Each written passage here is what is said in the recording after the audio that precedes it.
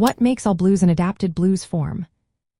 Imagine a piece that feels familiar but also takes you on a new musical journey. That's what All Blues does by blending the classic blues feel with fresh jazz ideas.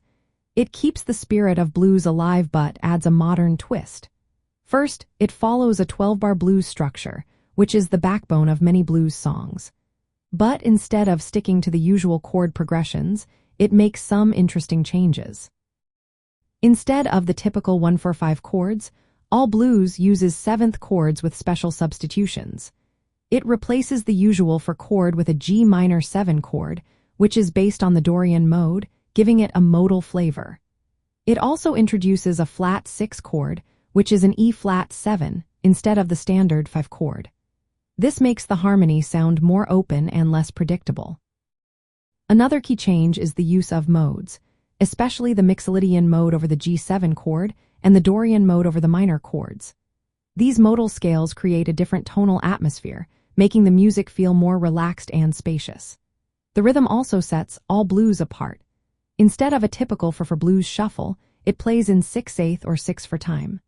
This gives the piece a flowing, almost waltz-like groove that changes how the phrases are played and felt.